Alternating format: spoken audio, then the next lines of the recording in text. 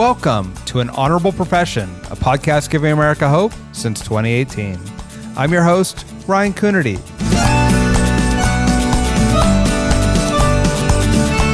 As always, a reminder that An Honorable Profession is a New Deal Leaders podcast. The New Deal is an organization that supports some of the most thoughtful and innovative voices in American politics. I've been a member of New Deal for years, both when I was mayor of Santa Cruz and now on the Board of Supervisors for Santa Cruz County. You can find us at newdealleaders.org or wherever podcasts are found.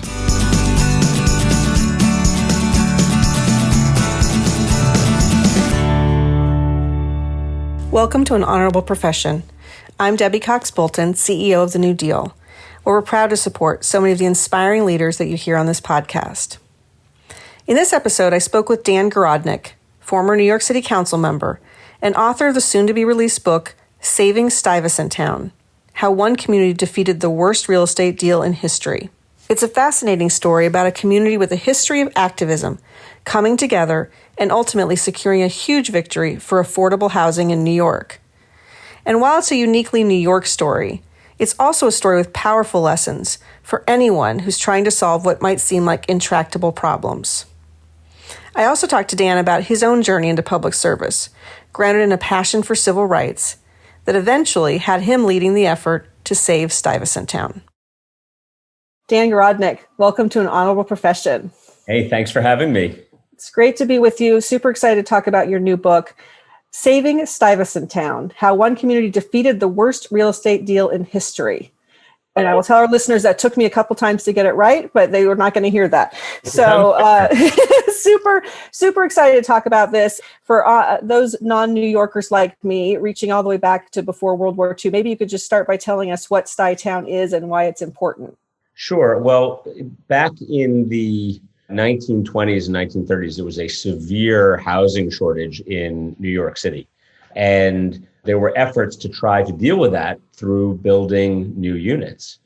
Fast forward to the early 1940s, then Parks Commissioner Robert Moses and Mayor LaGuardia put together a plan to try to do what they called slum clearance for the purpose of adding new apartments that would accommodate veterans returning home from World War II.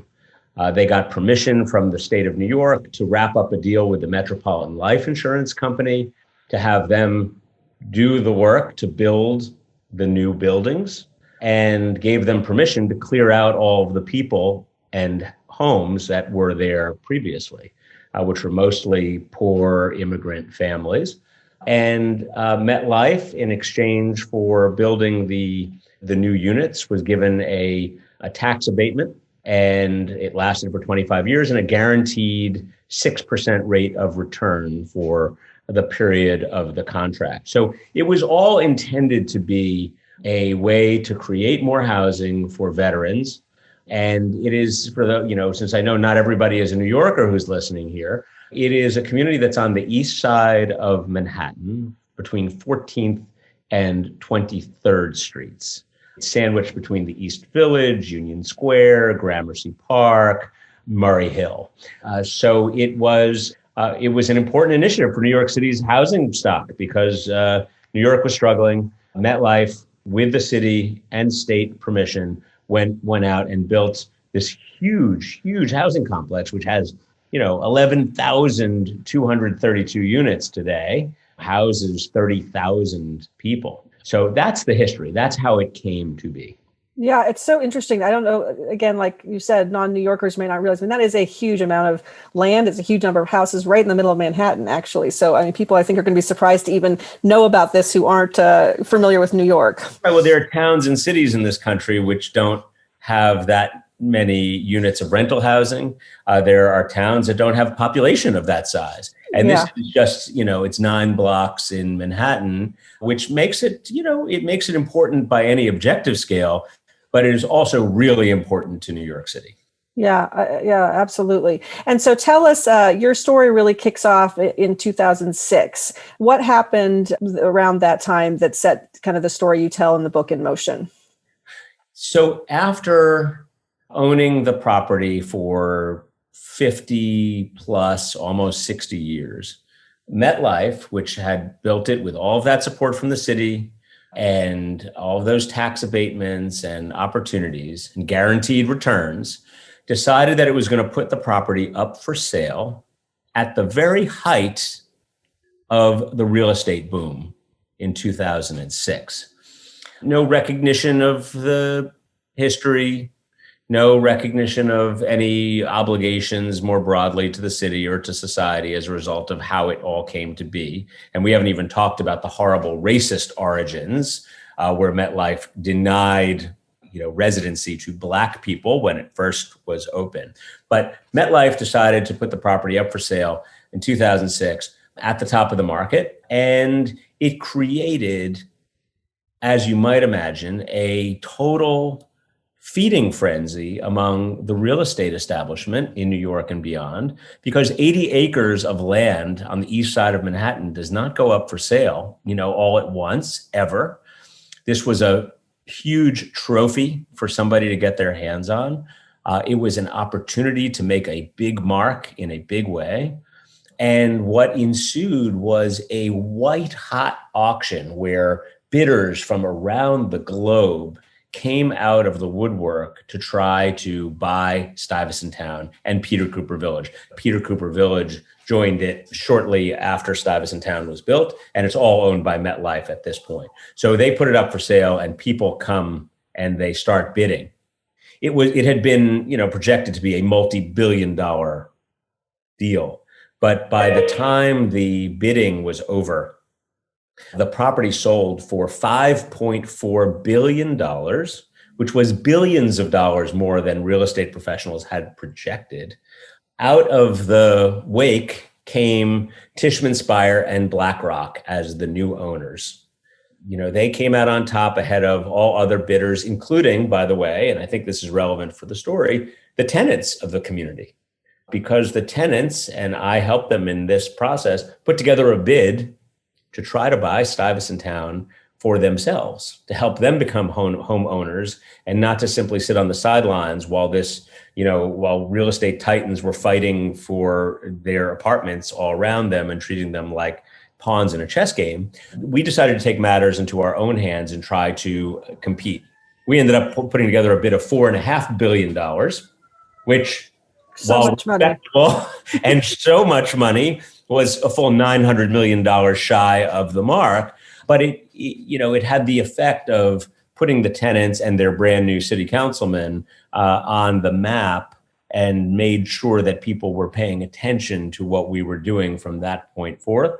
But Tishman Speyer and BlackRock emerged as the owner, and they paid an extraordinary sum. And of that $5.4 billion, they had to borrow $4.4 billion to make it work. They had $1 billion in equity, $4.4 billion in debt.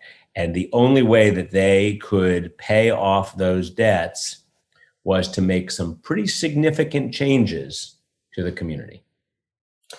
And we'll come back to the story in a minute, but I think it's important to note here, at this time, you have been elected to the city council and you were representing Stuytown on the city council, but you also have a real personal connection to Stuytown. So let's talk about that for a minute before we kind of come back and pick up the story of why this meant so much to you personally, in addition to representing the area. I was born and raised in the neighborhood. I spent the first 4 years of my life in Stuytown, and then my parents made the very, very big move across 20th Street into Peter Cooper Village. At that time in 1976, Stuyvesant Town did not have air conditioning. Peter Cooper Village did.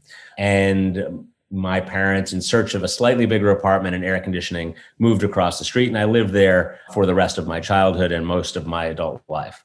It's a wonderful place to be in New York City. It's distinct. It's a bit off the grid. It has parks and playgrounds. It's a place where you can safely raise your kids and feel comfortable and let them run around a little bit in a way which you might not in the rest of the city. It has its own security force. It's got a variety of playgrounds that are accessible to residents, although people from outside the neighborhood also come in and use them. It's a really nice place to be.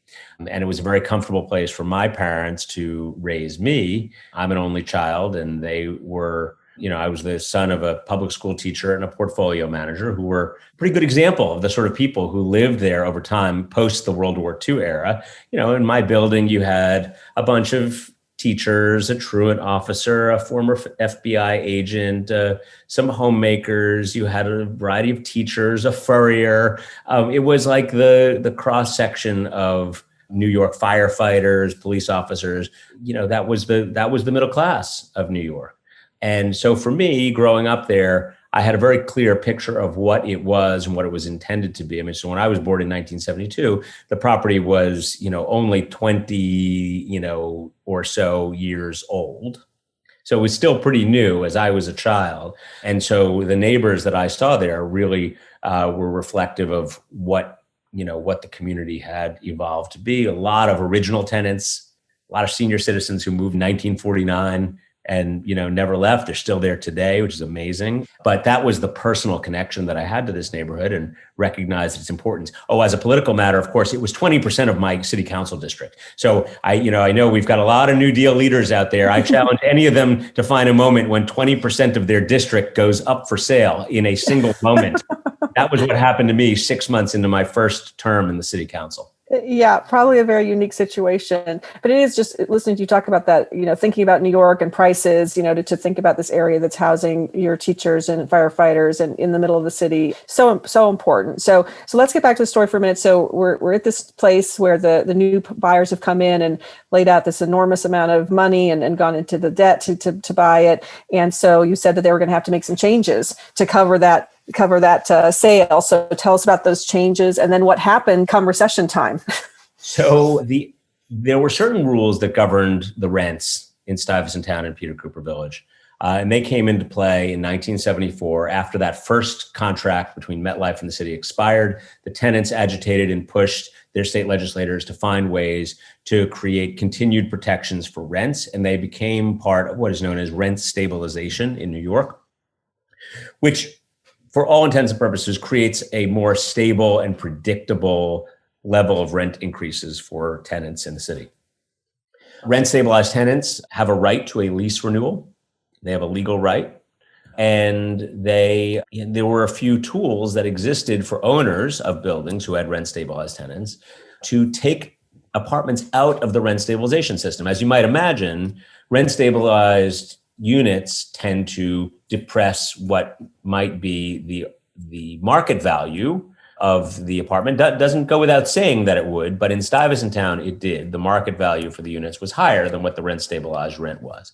And there were a few tools that existed for the new owners to be able to get those apartments out of rent stabilization and bring them to the market. And one of those tools was called vacancy decontrol.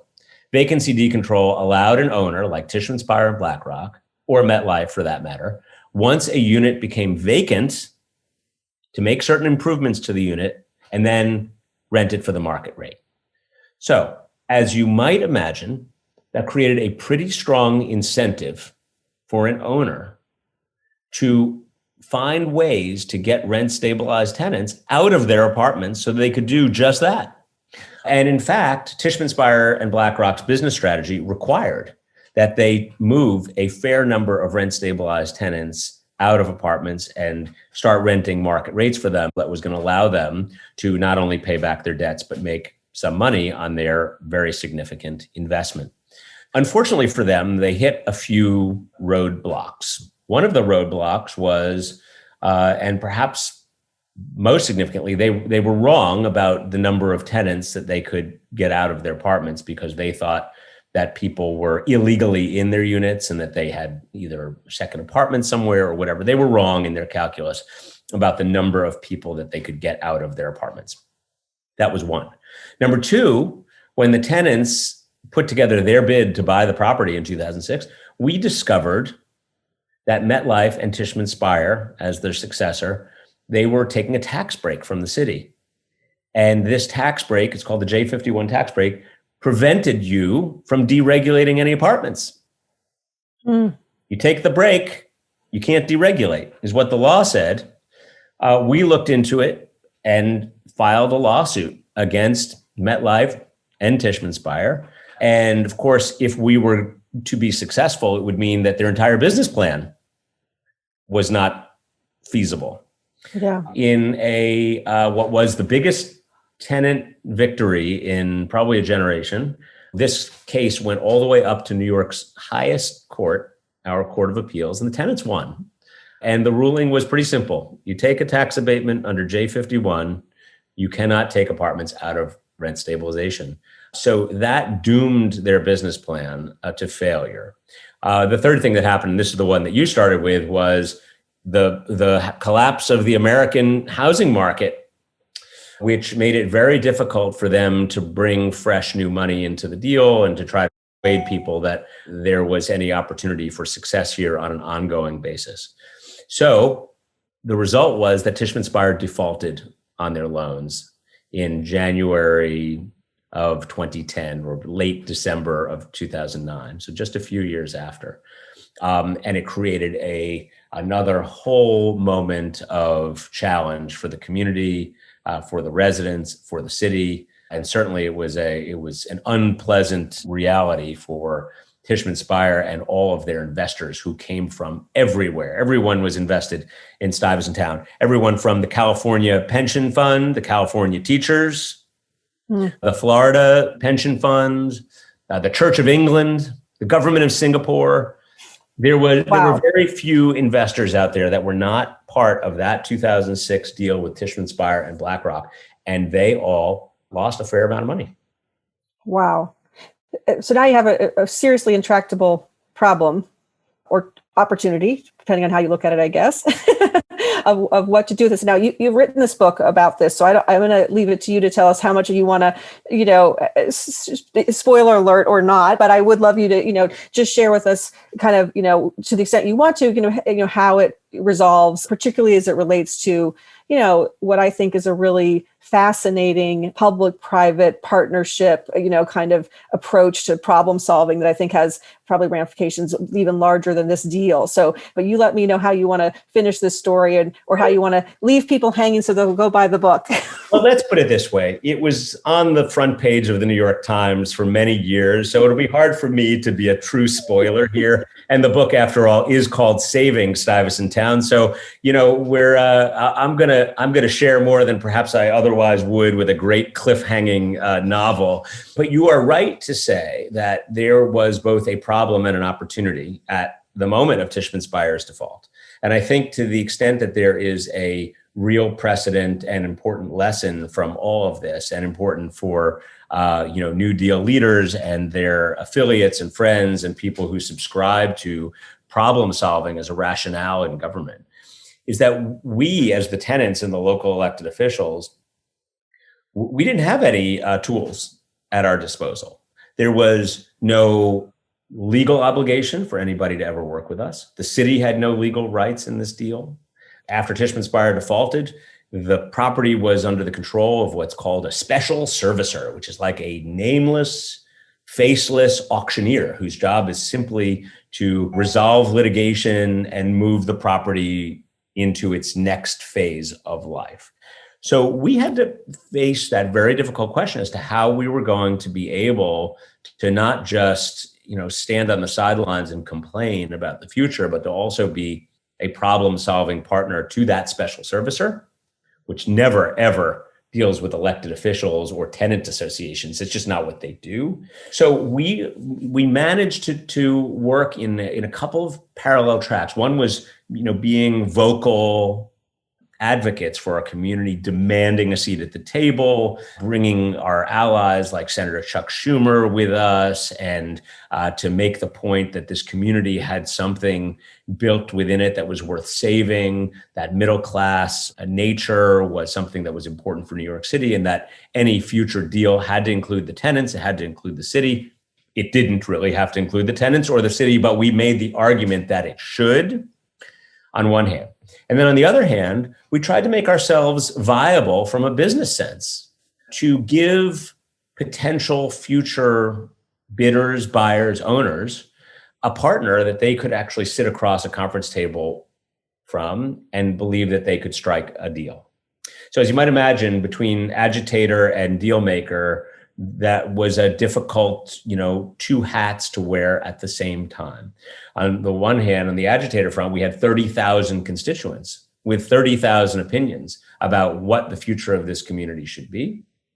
You had an active tenants association, which had set forth a number of principles as to where this community should go and what the future should look like. It did include home ownership. It included long-term affordability for the community.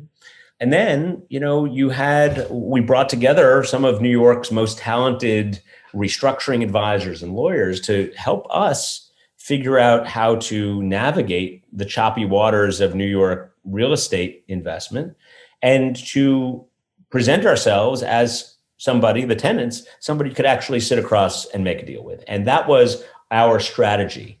Ultimately, a couple of things tipped in our favor. The election of the first Democratic mayor in 20 years in New York helped.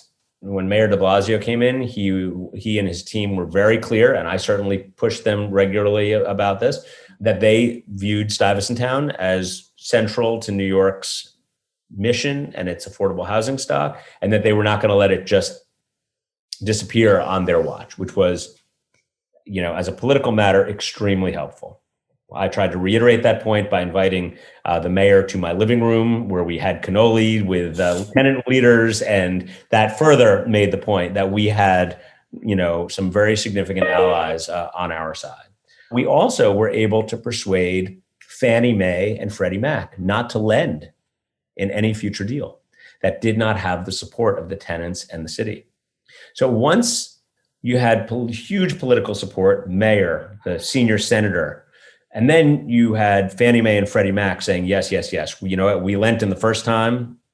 We're not going to do that again unless we understand that this has a reasonable amount of political support. All of a sudden, we were not only viable players, we actually were important parts of the discussion as to what the future of this community was going to be. And at the end of the day, we ended up striking a deal to preserve 5,000 units as affordable housing for middle-class people in New York for the next generation. It was the largest housing preservation deal in the city's history. It was something that was unique because of its size, but also because of how little the city had to demand the outcome. And so between the efforts to make that point and to try to drive all potential parties to the table, sending the message that not partnering with the tenants and the city was going to drive down the value of the property in a sale and drive up the cost because Fannie and Freddie would not be available to them, we were able to strike this deal. And it was a deal that was important, and it was truly extraordinary based on what tools we had at our disposal, which were very, very few at the time. Yeah, it's a super fascinating story. And I'm curious, it's just in its own right, the ups and downs and, just the twists and turns and the really important outcome that you're talking about of this affordable housing stock in New York City. But why did you think it was important to tell this story? Why did you want to write a book about this? Yeah, well, I thought that it was important that, with the middle class challenges in New York and beyond, that it was important for people to understand what that looked like and how there are a lot of people who are quietly struggling today to hold it all together. And, that this was a unique set of negotiations that were all happening contemporaneously, some in public view, some not, but all important. And it really required a fair level of coordination and determination over really a decade to be able to get it to a place where we didn't have more deregulation, more efforts to make this a luxury market rate community, which is what, was attempted by MetLife and Tishman Speyer. And I think it's a blueprint for other communities that are seeing regulations expire that protect them, tax abatements that are expiring that otherwise provide some level of protection for them in their housing. This is, it's unique, Stuytown, in its size and its scale, but it is not unique in that there are other places that have given certain, guarantees which have a time limit on them.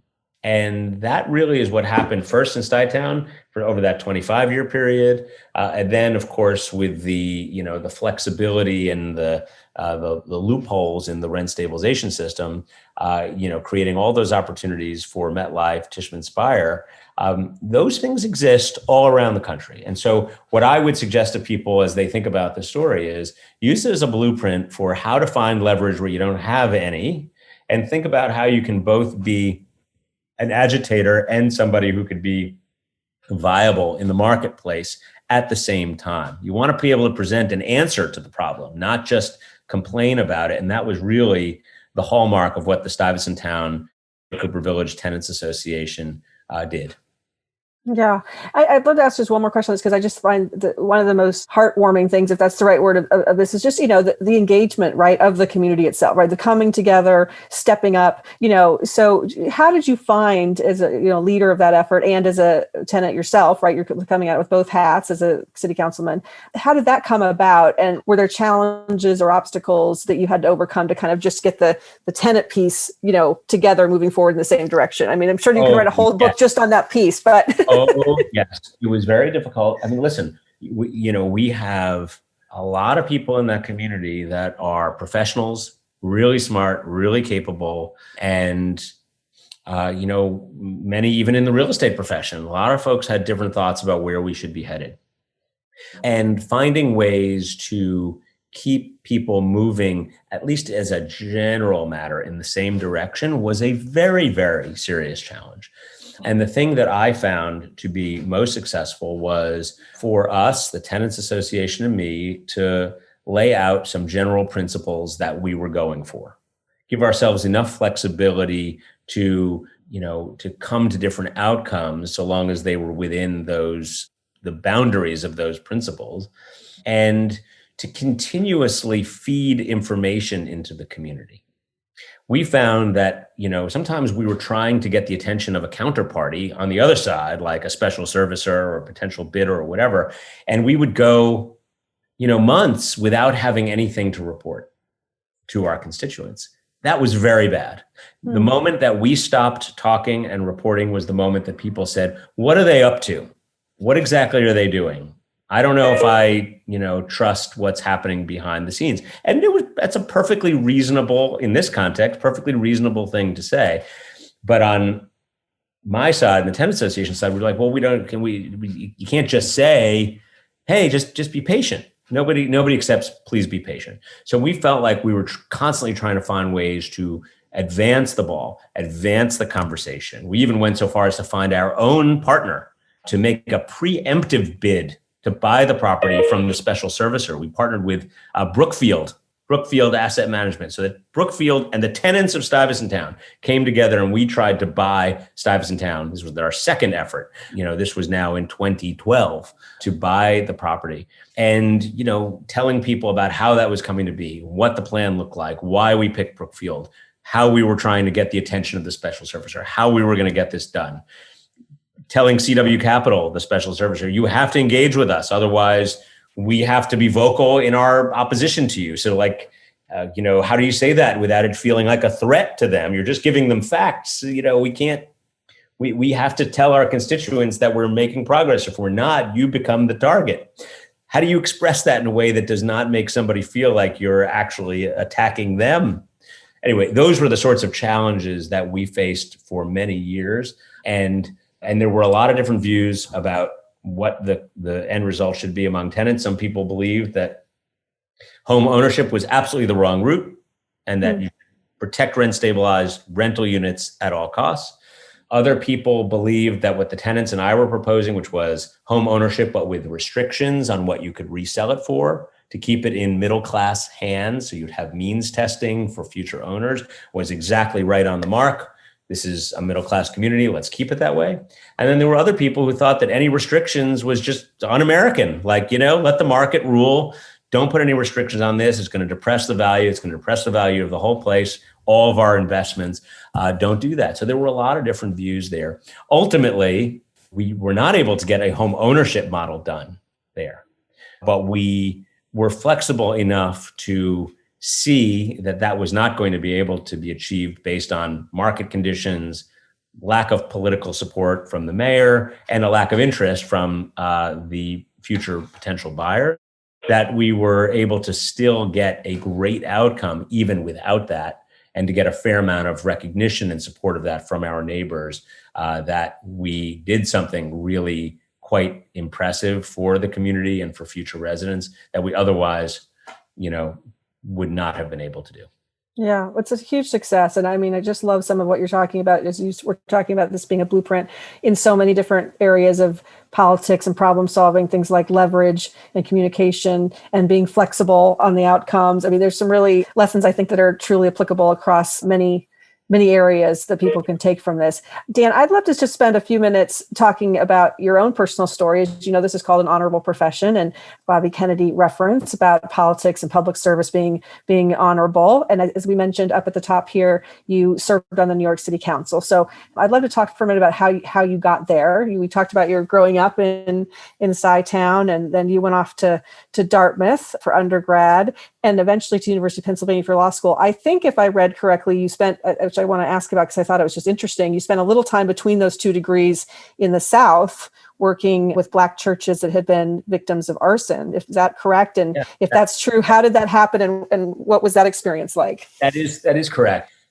Well, between college and law school, I spent a couple of years working for a civil rights organization in New York. It was called the New York Civil Rights Coalition, and I ran a program called the Civil Rights and Race Relations Program, which was in 42 public schools around the city, and it was designed to get students talking to each other across racial and ethnic lines and try to, reduce stereotyping and, really to get kids engaged in difficult conversations, but across racial and ethnic lines. I had an interest in this subject. It was like something that I thought I might even want to do as a lawyer, might want to practice in civil rights. And then right around the same time, there was just this whole string of church burnings in the South, all across the South. I remember seeing these images in the front page of the New York Times with like where the churches were burning down. And I remember thinking to myself, you always hear about people of goodwill flocking to the scene of a hurricane or a flood, to help out and to do that sort of thing. And I always wondered, who were these people who could just like pick up and leave their lives to go do something amazing like that? And at that moment in time, as I was like, I had one final year before I was starting law school, I was like, well, that's me right now. That's actually me. Right now, it's me. And so I went to churches and synagogues in Manhattan, and I asked them to sponsor me to go spend some time down in the South to help rebuild some of these churches. And that's what I did. So I went to Portsmouth, Virginia first, the Greater Mount Zion Church of God in Christ. And then I went down to Millen, Georgia, where I spent time at the Gaze Hill Baptist Church. And I worked with the congregations and, right? Like I was just doing whatever anybody needed. I don't know anything about, building a church, but I was an extra set of hands on deck. And I think most importantly, it was sending the important message that, people who were from other areas of the country, people who were from different faiths, different ages, they were, recognizing how much of a tragedy this was, and we're not going to let it stand. So my presence there had much more value for my being a 25-year-old white Jewish guy from Manhattan than it did for my skills like putting in insulation. But I did a fair amount of that, but I think it was a really important message. And I was very proud to be able to do what I did down there. And so after that, I did go to law school. I came out, I clerked for a federal judge for a year, Colleen McMahon, who's now the chief judge of the Southern District of New York, and went to Paul Weiss, where I practiced law for a number of years. And then there was a vacancy for the city council in the district where I grew up. And I thought to myself that would be a really exciting and interesting way for me to serve the community that I loved and where I had spent my whole existence, except for college and law school. And so I decided to give it a shot and was successful. I recognize that you're not always successful on your first shot. I was successful, and I was very grateful to have the opportunity. And I stayed in the city council. I was reelected twice. So I served for 12 years in the council, representing 14th to 98th Street on the east side of Manhattan. Had you, before this opening happened, had you been thinking that public elected office specifically was something you would want to do? Or was this something that when you saw that opening, you said, hey, wait a minute, that sounds interesting? Or is that something you always kind of had in the back of your mind?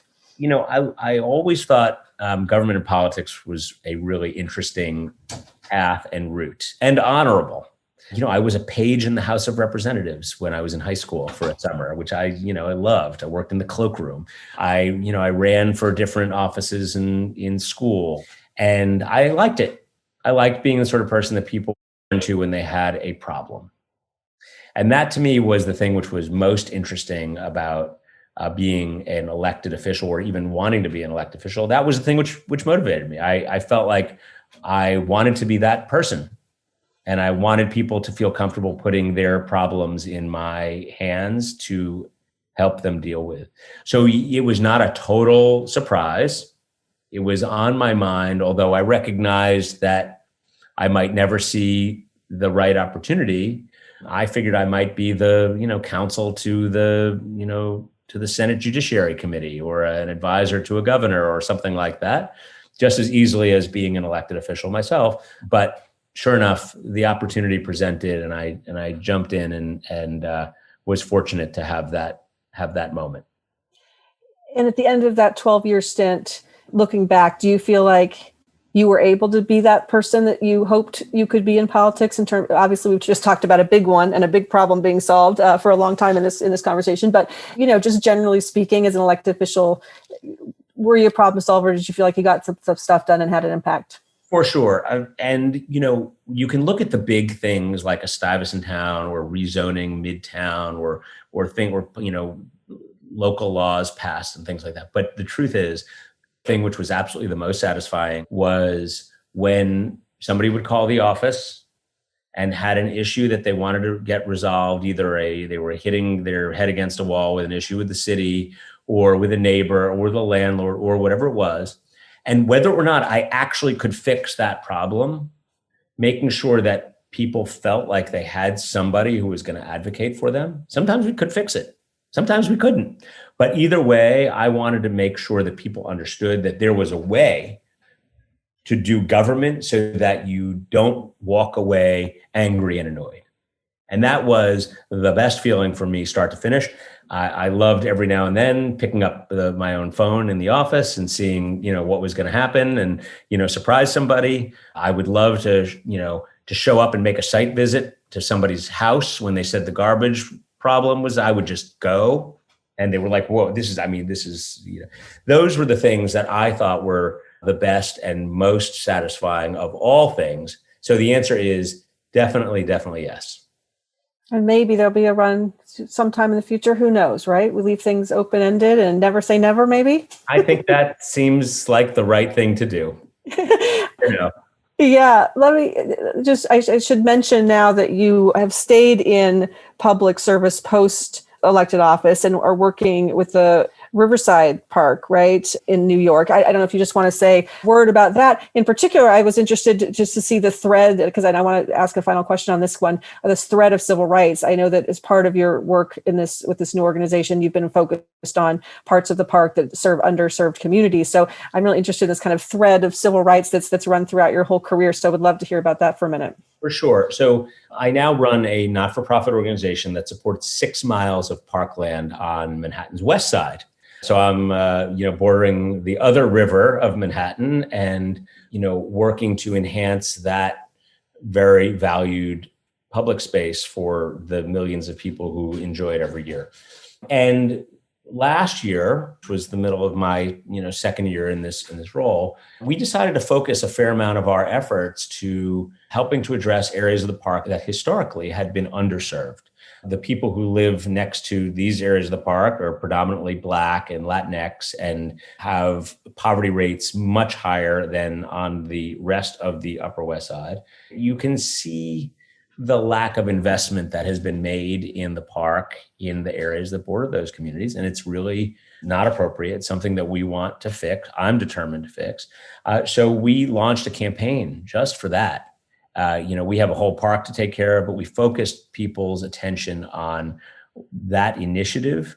And we're able to get a lot of great support, a lot of new donors, a lot of interest, a lot of people who want us to deliver public programming and new playground equipment and a bike education center and adult fitness equipment, like all of this stuff that, there is a real interest in delivering. And people understand that. And our donors recognize injustice and they want to correct it. And when you put yourself out there and say, this is where we're headed and this is what we want to do, people respond. And so you are right to identify a strand and a connection. My hope is that we're able to leave that part of the park in a much better condition and to not have it be a game of failure and catch up, but rather the highest level of care and investment on a much more consistent basis as a result of our work in the Conservancy and our advocacy to the city.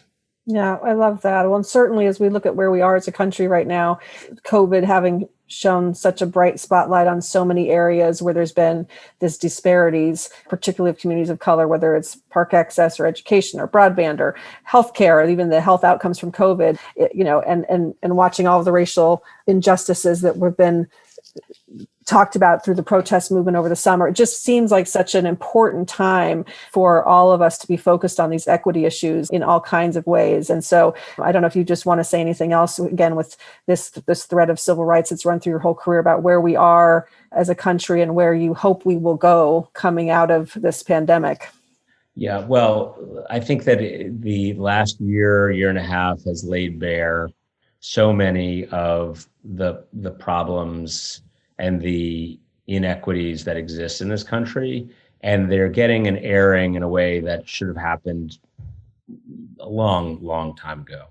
And my hope is that that puts us on a different path. And I don't think there can be any short-term declarations of victory here, including in our own work in the park, right? So you take the big picture like Black Lives Matter and, success in moving the needle on this and that.